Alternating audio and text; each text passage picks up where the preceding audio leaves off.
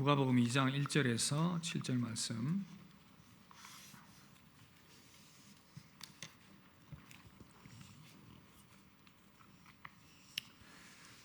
찾으신 줄 알고 교독하겠습니다.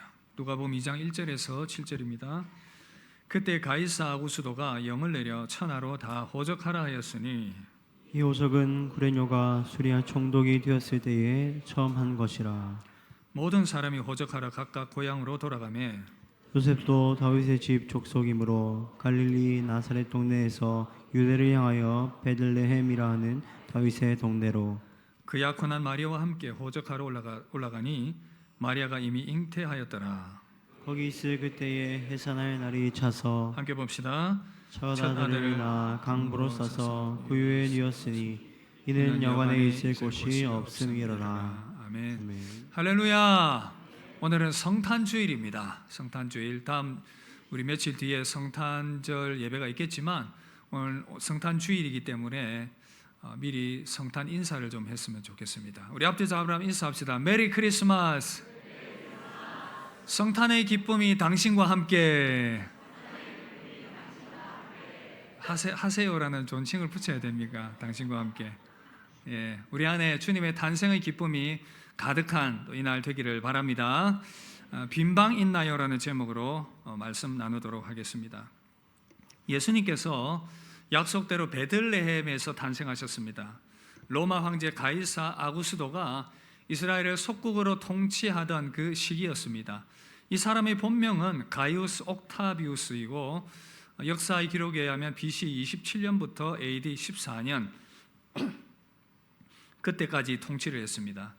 로마 황제는 당시에 제국의 세금을 효율적으로 걷어들이고 통치를 효율적으로 하기 위해서 대대적인 인구조사를 실시하게 되었습니다. 이 인구조사의 영이 떨어지자 요셉과 마리아는 갈릴리 북쪽 나사렛에서 살고 있었는데 고향이었던 베들레헴으로 가서 호적을 하러 가게 됩니다. 그 거리가 약 145km 정도 되는 상당히 먼 거리였습니다. 마리아는 요셉과 마리아는 약혼한 상태이고 또 마리아는 잉태했습니다. 바로 하나님의 성령께서 그에게 잉태하게 하셨고 지금은 이제 몸이 어느 정도 불러오고 있는, 배가 불러오고 있는 그런 상황이었습니다. 그런데 호적을 위해서 먼 거리를 여행을 해야만 했었습니다. 베들레헴에 도착을 했습니다. 그런데 해산할 느낌이 오는 것입니다. 이 지금 해산을 해야 되는 상황인데 어디서 해야 할까? 그 출산의 그 상황 가운데서 여관을 찾았는데 어떻습니까? 여관에 빈 방이 없었습니다.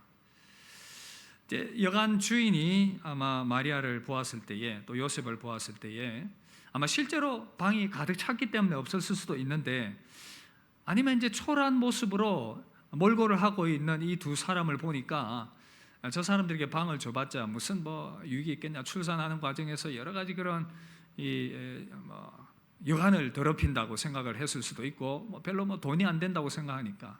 근데 만약 그때에 돈이 많은 부자가 가서 웃돈을 얹어 주었다면 어땠을까? 높은 권세를 가진 사람이 내가 지금 먼 여행 중인데 이 방이 없어서 그러니 방을 하나 내달라고 했을 때 방을 내어주지 않았을까? 사람들이 많은 돈을 가지고 그때 밤에 방을 빌려서 흥청망청 놀려고 그래서 좀 웃돈을 얹어주면서 방을 좀 내주시오라고 했으면 과연 방을 내어주지 않았을까? 그런 생각을 해봅니다. 그러나 마리아와 요셉은 참 초라해 보였고 그런 어떤 모습들이 보고 이 여관 주인이 박대하지 않았을까? 거절한 대상은 결국 이 요셉과 마리아가 아니라 아기 예수님이었습니다. 여러분, 오늘 성탄주일입니다. 예수님께서 탄생하신 날을 기념하는 이 성탄주일인데 그런데 방이 없습니다. 이 시대도 다를 바가 없지 않겠습니까? 세상 사람들은 자기의 즐거움과 자기의 분주함과 각자의 일들에 바빠서 예수님이 탄생했다는 것 관심을 두지도 않습니다. 신경 쓰지도 않습니다. 세상 사람들은 어쩔 수 없다고 전제를 한다 하더라도 믿음의 사람들인 저와 여러분들은 어떠합니까? 저와 여러분들의 마음에는 우리에게 오신 그 예수님 성탄의 절기를 보내면서 그 주님을 맞이할 수 있는 마음의 빈 공간, 빈 방을 준비하고 있습니까? 오늘 우리가 성탄주의를 맞이하면서 이 질문을 좀 던졌으면 좋겠습니다. 예수님을 맞이할 마음의 방의 준비가 되어 있는지요? 우리 옆 사람에게 한번 물어봅시다. 예수님을 맞을 준비가 되었습니까? 우리는 예수님을 맞이할 이 마음의 빈방을 준비해야 합니다. 그렇다면 어떤 빈방을 준비해야 되겠습니까? 몇 가지로 좀 말씀을 나누길 원합니다. 먼저 첫 번째는요, 하나님의 섭리를 믿는 빈방입니다. 하나님의 섭리를 믿는 우리 마음의 그 빈방을 준비해야, 그리고 그 섭리를 받아들일 수 있어야 합니다. 하나님께서는 그 뜻대로 이 세상을 운행해 나가고 계시고, 특별히 하나님의 구원 역사를 중심으로 움직여 나아가고 있습니다. 오늘 말씀을 보니까 그것을 발견할 수가 있었습니다. 여러분, 메시아의 탄생을 예언한 구약의 성경 구절이 있는데 미가서 5장 2절입니다. 한번 띄워보시면 이 말씀을 함께 읽도록 하겠습니다. 베들레헴 에브라다야, 너는 유다 족속 중에 작을지라도 이스라엘을 다스릴 자가 내게서 내게로 나올 것이라. 그의 근본은 상고에 영원에 있느니라. 아멘. 여러분, 메시아의 탄생에 대해서 선지자는 하나님의 영감을 통해서 바로 정확하게 출생 장소를 특정했습니다. 어디라고요? 베들레헴입니다. 예수님께서 이 베들레헴에 태어나시도록 그렇게 예언이 되었습니다. 그런데 참 오묘하게도 하나님께서 이 베들레헴에 태어나시도록 섭리하셨습니다. 어떤 방법으로요? 가이사 아구스도가 호적 조사를 하게 하는 이 일을 통해서 이것이 가능하게 하셨다는 것입니다. 만약 이 호적의 명령을 하지 않았더라면 임신한 상태에서 몸이 불편한데 그 먼 거리를 가서 호적을 하려고 했었을까? 그러나 하나님께서는 그 오묘한 섭리 가운데 호적 조사라는 것을 통해서 이 마리아와 요셉을 베들레헴으로 그 먼 거리를 가게 함을 통해서 거기서 출생하게 하시는 그 예언을 이루었습니다. 여러분들에게 묻겠습니다. 가이사가 예수님의 그 예언의 성취, 성경의 예언의 성취를 이루기 위해서 내가 호적 조사를 해야 되겠다 이렇게 생각하고 했겠습니까? 그렇진 않습니다. 단지 그의 통치의 편리함을 위해서 그 일을 했었는데 하나님께서는 오묘하게도 그것을 말씀의 예언의 성취를 이루는 도구로 사용하셨다는 것입니다. 이것이 하나님의 놀라운 섭리인 것입니다. 우리가 이것을 바라보는 눈을 열어야 합니다. 이것을 우리에게 적용을 해본다면 이 땅에 참 많은 세상의 일들이 일어납니다. 정치, 경제, 사회문화 각가지 그런 일들이 세상에서 펼쳐져 가고 있는데 그 가운데에서도 하나님은 오묘하게 섭리 가운데 일하고 계시다는 것입니다. 특별히 이 구원의 역사를 만들어 가시는 그 일을 그 배후 가운데 이루어가고 계시다는 사실입니다. 하나님께서는 세상의 통치자들을 통해서 그 일들을 이루어가고 계시고 세상의 모든 이 일들을 통해서 그 일들을 하나님의 구원의 섭리의 역사, 하나님의 섭리의 손길이 그 가운데에 작용하고 있다는 것, 이것을 믿음으로 받을 수 있어야 됩니다. 성경에 보면 그런 이야기들이, 내용들이 많이 나오고 있는데 한 예를 들면 다니엘서 2장에 보면 다니엘이 바벨론 제국의 포로로 잡혀가게 되었습니다. 그런데 거기서 한 일들을 경험을 하게 되는데 당시 바벨론의 통치자였던 느부갓네살이 꿈을 꾸게 됩니다. 꿈에서 한 큰 신상을 보게 되는데 그 신상의 모습이 참 희한합니다. 머리는 금으로 되어 있습니다. 어깨와 팔은 은으로 되어 있습니다. 배와 허벅지는 노수로 되어 있고 종아리는 철로 되어 있고 쇠로 되어 있고 발은 흙으로 되어 있습니다. 생각합니다. 참 희한하다, 이상하다. 이것이 무엇일까? 근데 마침 그때에 다듬지 않은 큰 돌이 와서 그 신상에게 날아와서는 그 신상이 깨져버립니다. 도대체 이 꿈이 무엇일까? 너무 궁금했던 느부갓네살은 그 꿈을 해석할 수 있는 유일한 사람인 이 다니엘에게 요청을 하게 되었고 다니엘은 그 꿈을 해석을 해주게 됩니다. 하나님의 영감을 통해서 그 꿈을 알게 된 다니엘은 이제 설명을 해주지요. 왕이시여, 그 머리의 금은 바로 왕이 통치하는 그 바벨론 제국을 의미하는 것입니다. 그리고 그 뒤에 이어질 페르시아와 헬라 제국과 로마 제국이 이루어지게 될 텐데 그 나라들 제국들이 세워지게 될 텐데 그 제국들을 상징하는 것입니다. 그런데 왕이시여, 그 가운데에서 또 한 돌이 날아와서 그 신상을 깨트릴 텐데 영원하신 하나님, 만물을 다스리시는 그 창조주 하나님께서 이 땅 가운데에서 세우실 그 나라입니다. 그 나라는 영원히 쇠하지 아니할 나라입니다. 바로 하나님의 아들 아기 예수 그리스도를 통해서 이 땅에 세워질 나라라는 것을 다니엘은 영감을 통해서 알게 되었습니다. 다니엘 2장 44절 뭐라고 말씀하고 있습니까? 함께 읽겠습니다. 이 여러 왕들의 시대에 하늘의 하나님이 한 나라를 세우시리니 이것은 영원히 망하지도 아니할 것이요 그 국권이 다른 백성에게로 돌아가지도 아니할 것이요 도리어 이 모든 나라를 쳐서 멸망시키고 영원히 설 것이라. 여러분, 다니엘이 이 놀라운 하나님의 계시를 깨닫고는 마음에 큰 벅찬 감동이 밀려왔습니다. 자기는 그저 보잘것없는 한 포로 시민에 불과한데 그가 믿는 하나님께서 이 제국 위에 통치하시고 다스리시고 앞으로 세워지게 될 그 제국도 다스리고 결국은 하나님의 영원한 왕국을 세우게 될 것이라는 것을 알게 되었을 때에 얼마나 그의 마음에 감격과 감동이 일어났겠습니까? 여러분, 우리에게도 이 감격과 감동이 필요합니다. 보잘것없는, 정말 보잘것없고 평범한 삶을 살아가고 있는 나의 인생, 하나님께서 나의 인생을 기억이나 하실까? 내가 뭐 대단한 존재도 아닌데, 그러나 여러분 기억하십시오. 하나님께서는 우리의 이 작은 삶도 기억하고 계십니다. 그리고 이 땅에서 일어나고 있는 온갖 그런 정치와 사회와 문화와 여러 가지 많은 일들이 있지만, 그러나 하나님께서 그 배후 가운데 또한 다스리고 계심을 우리가 믿음으로 바라볼 수 있어야 한다는 것입니다. 사랑하는 성도 여러분, 이 영적인 눈이 열려지게 되길 주의 이름으로 축복합니다. 이 영안이 열려지게 되면 우리는 어떤 마음을 품겠습니까? 크게는, 넓게는 지금 우리나라가 혼란스럽습니다. 이 세계가 혼란스럽습니다. 그러나 사랑하는 성도 여러분, 그 가운데에서도 하나님의 능력의 손길이 임하게 될 줄 믿으시길 주의 이름으로 축복합니다. 하나님께서 다스리실 것입니다. 하나님께서 우리가 기도할 때에 일하실 것입니다.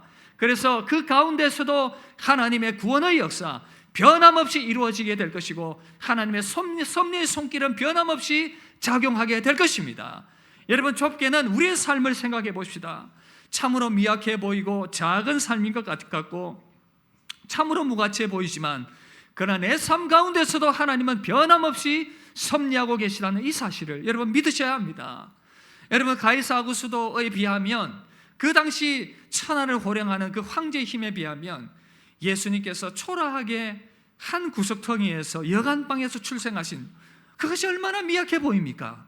그러나 여러분, 결코 미약한 것이 아니었다는 것을 우리는 알고 있습니다. 그 하나님의 아들의 출생으로 말미암아 영원한 생명과 구원이 온 세상에 임하게 되었고, 결국 지금은 가이사 아구스도 역사를 연구하는 학자들에게나 기억될지언정, 그러나 하나님의 아들 예수 그리스도, 우리의 구원자 되신 그분은 열방 가운데 높임 받으시는 그 놀라운 통치자가 되셨습니다. 여러분, 이 성탄의 절기를 맞이하면서 우리에게 이 눈이 열려지게 되기를 바랍니다. 바로 하나님의 섭리를 믿고 받아들이는 그 마음의 빈방, 그래서 내 인생이 하나님의 통치 가운데 있다는 이 사실을 믿음으로 받아들이시며 여러분들을 스스로를 믿음 안에 세워가는 그런 은혜가 있기를 주님의 이름으로 축복합니다. 그래서 우리 성탄의 절기에 우리 주님의 섭리를 믿음으로 받아들이는 이 마음의 빈방이 준비되어야 되겠습니다. 그런가 하면 또 인생의 결핍을 받아들일 수 있는 이 빈방도 우리에게 준비되어야 하겠습니다. 우리를 끊임없이 괴롭히는 질문이 있습니다. 무엇입니까? 내 인생이 하나님의 섭리 가운데 이루어진다고 했는데 왜 내 삶은 항상 이 모양인가? 내 뜻대로 되지 않고 항상 이 결핍과 어려움과 고난과 고통의 상황 가운데만 머물러야 하는가? 이런 고민을 할 때가 참 많이 있습니다. 사실 오늘 말씀을 준비하면서 저는 계속 이 고민에 빠져 있었습니다. 왜 하나님께서, 전능하신 하나님께서 하나님의 아들이 이 땅에 오시는데 정말 흙수저 같은 그 보잘것없는 마리아와 요셉의 자녀로서, 그리고 또 지금 출산할 때가 되었는데 이 여간방에, 아니 하나님이 빈방도 준비를 안 하셨는가? 아니 빈방도 준비가 되지 않아서 없어서 이 마구간의 염을 통해 우리 주님이 누이셔야 하는가? 여러분들의 이해가 되십니까? 저는 정말 고민이 되었습니다. 하나님은 모든 것을 하실 수 있는 분인데 왜 하나님의 아들이 오시는데 그러한 모양으로 오게 하셨을까? 빈방을 준비하지 않으시고 그 지저분한 마구간에 태어나게 하신 하나님의 뜻 무엇이겠습니까? 깊이 생각해 보니 바로 하나님의 이루실 일들을 위한 것이었습니다. 하나님께서는 무엇을 하실 수 있느냐, 무엇을 하실 수 있느냐가 중요한 것이 아니라 무엇을 하고자 하느냐, 그것이 더 중요하셨던 것이죠. 우리에게 이것을 적용을 해본다면 인생의 소유와 성취가 중요한 것이 아니라 인생의 목표와 동기가 더 중요하다는 것입니다. 인생의 소유와 성취가 중요한 것이 아니라 그것보다는 인생의 목표와 동기가 더 중요하다는 것. 그 인생의 목표와 동기를 위해서 소유와 성취가 필요한 것이라는 것입니다. 그러나 우리는 이 땅에서의 소유와 성취에 관심이 많습니다. 얼마나 가지고 내가 얼마나 이루었느냐. 인생의 가치와 척도를 거기에다가 두고 있습니다. 그런데 그 가운데 결핍이 있을 때 우리 가운데 불편함이 있습니다. 내가 좋은 집에 좋은 직장과 좋은 사업장과 좋은 환경과 좋은 옷과 좋은 음식을 먹어야 되는데 나에게는 왜 이것들이 채워지지 않는가? 물론 그런 것들이 다 채워지면 좋은 것이겠지만 그러나 그것을 누린다고 해서도 또 다른 곳에 결핍이 있습니다. 여러분, 우리가 생각해야 될 것은 이런 것들은 하나님의 관심과 목적과는 본질적인 차이가 있다는 것, 이것을 우리가 생각하기를 바랍니다. 여러분 한번 생각해 보십시오. 만약에 하나님께서 인생의 소유나 그 성공에 중요한 관심을 두셨고 거기에 인생의 본질적 가치를 두셨다면 왜 하나님의 아들 예수님을 그렇게 태어나게 하셨겠습니까?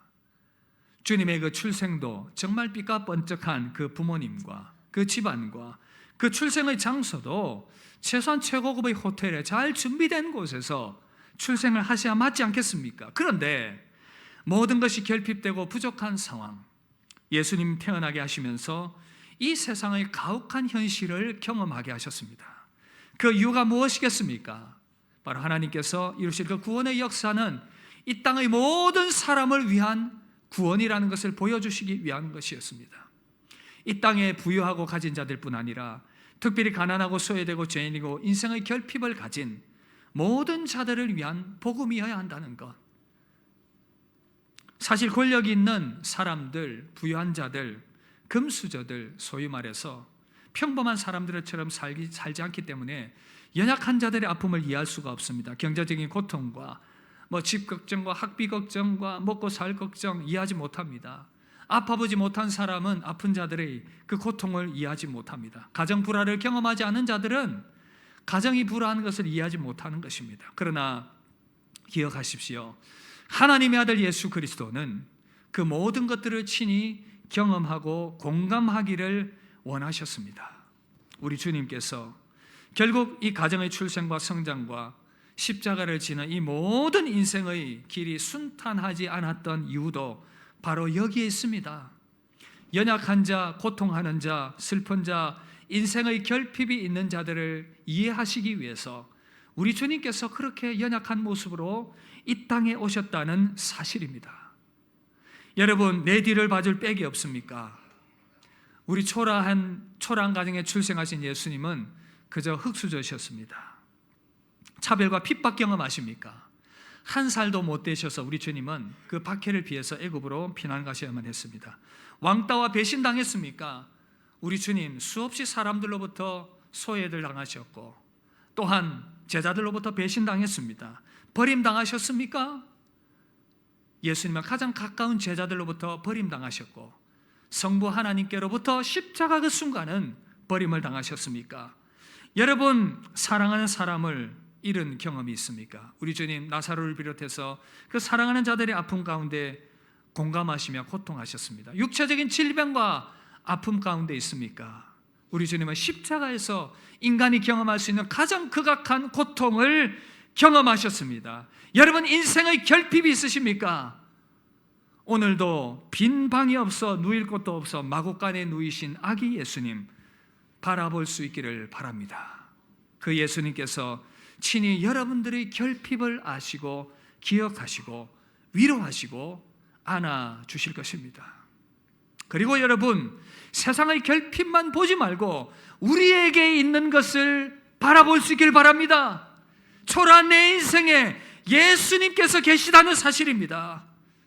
예수님을 누인 이 말구유는 그저 여물통입니다.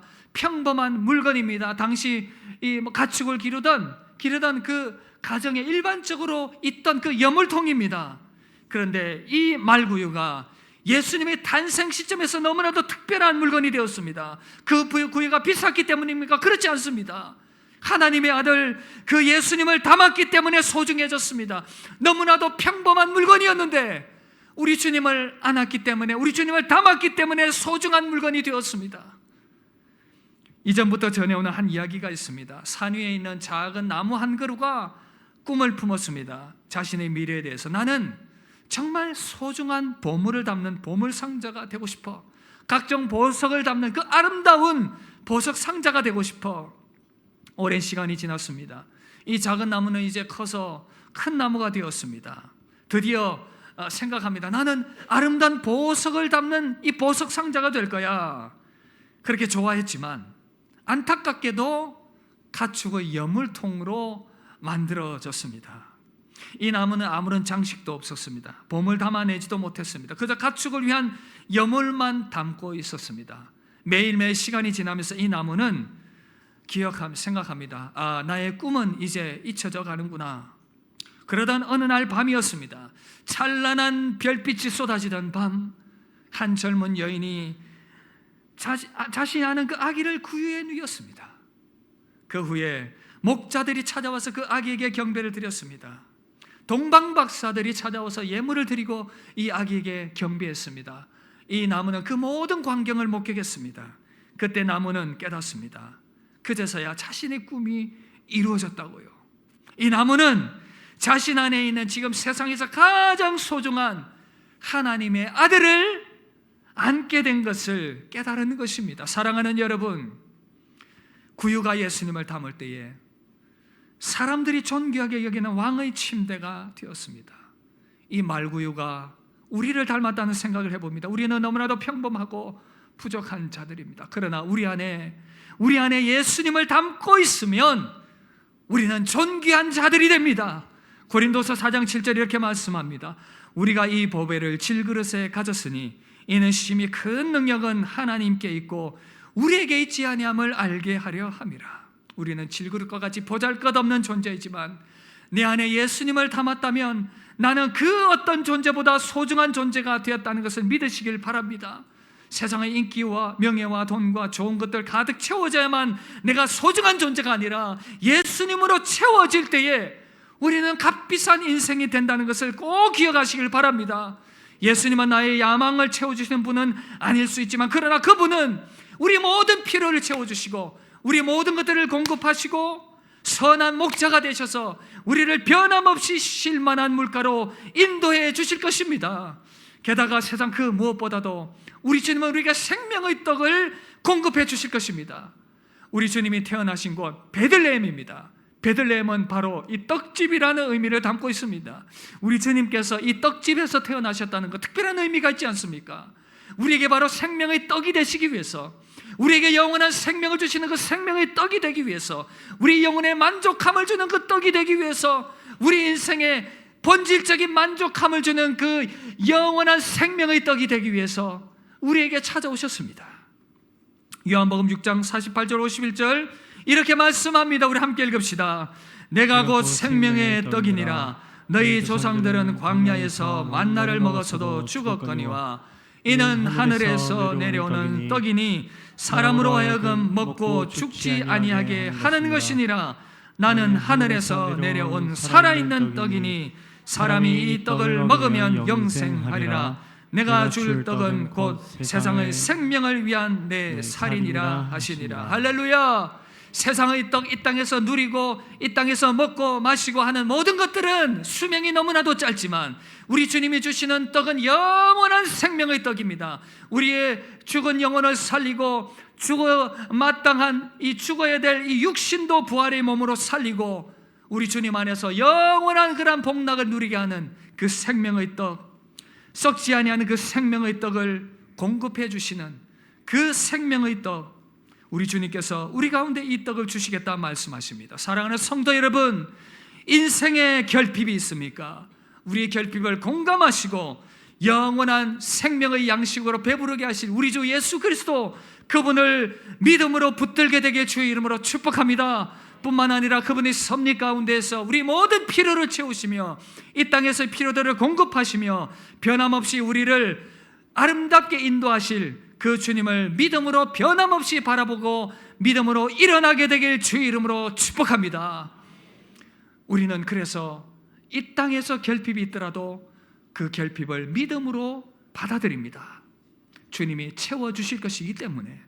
그런가 하면 또한 우리는 마지막으로 이 사명을 담을 빈방을 준비해야 합니다. 함께 따라합시다. 사명을 담읍시다.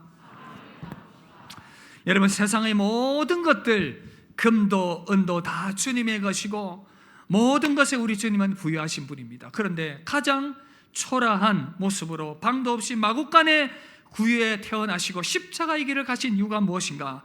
바로 온 세상을 구원하여 생명을 나누어주는 이 사명을 감당하기 위함이었다는 것입니다.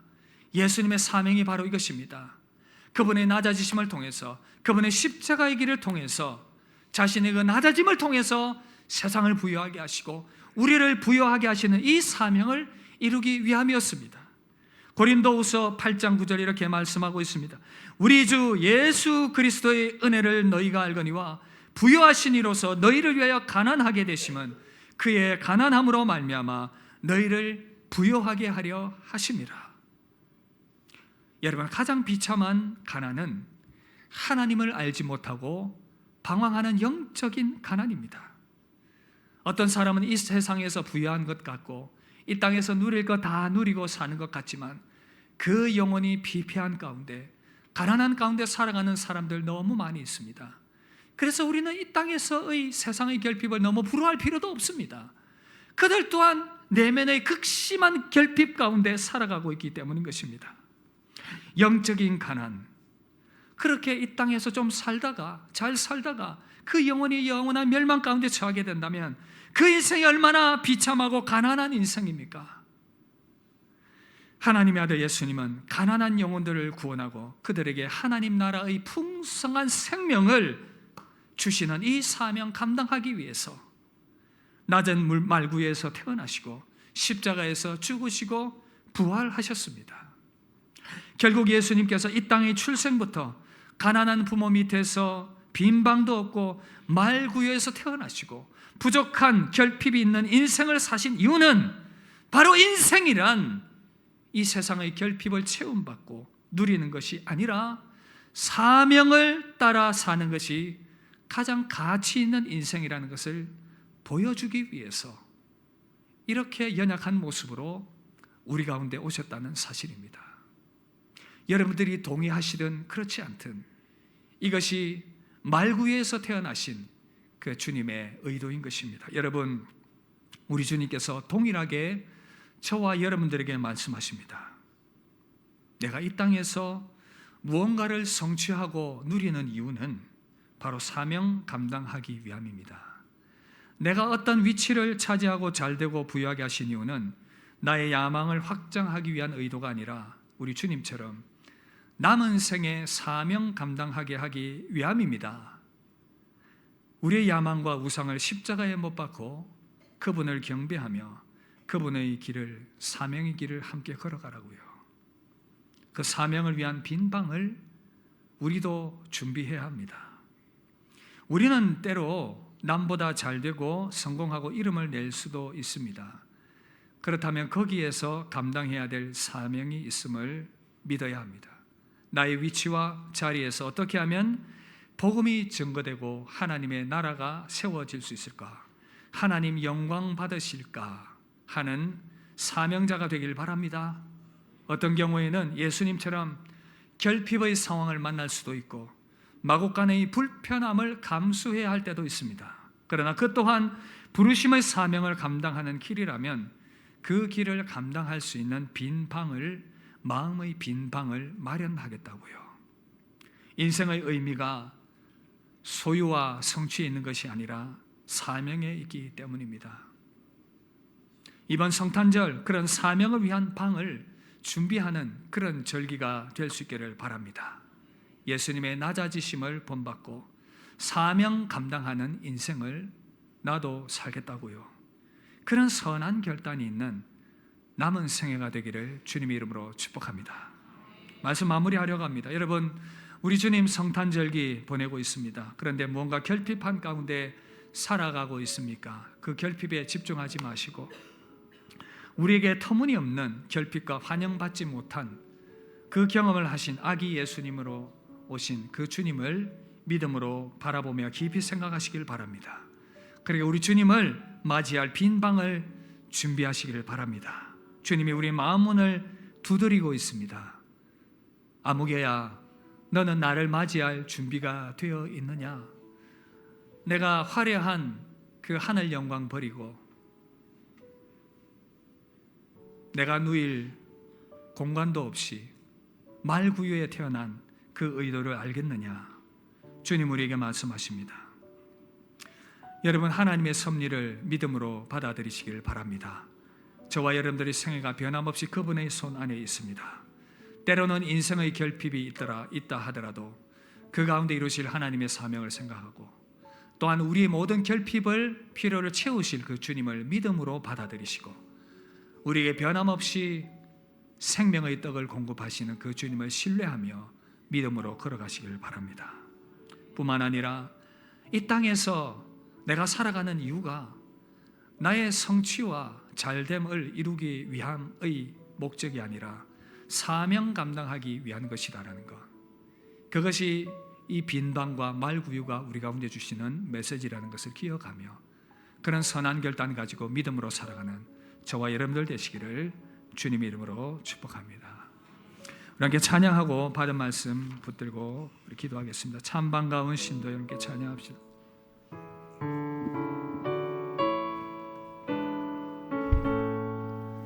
참 반가운 성도여 다 이리 와서 베들레헴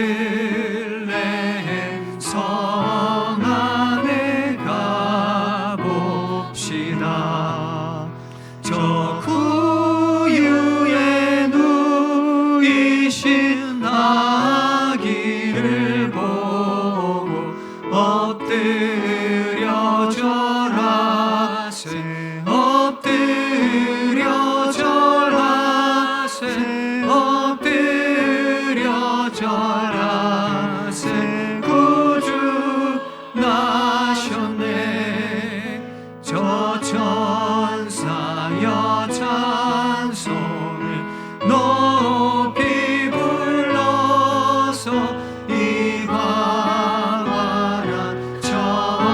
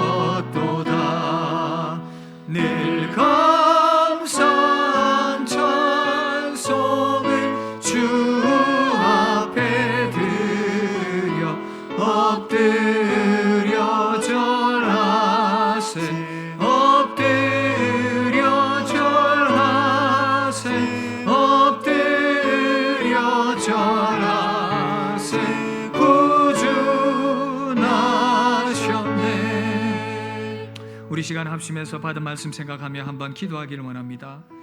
우리 주님께서 참으로 모든 것을 가지시고 세상 모든 것이 주님의 것인데 낮고도 천한 모습으로 이 땅에 오셔서 빈방도 없이 말 위에 누이신 그 의도, 그 주님의 마음, 우리 시간 다시 한번 더 깊이 생각하며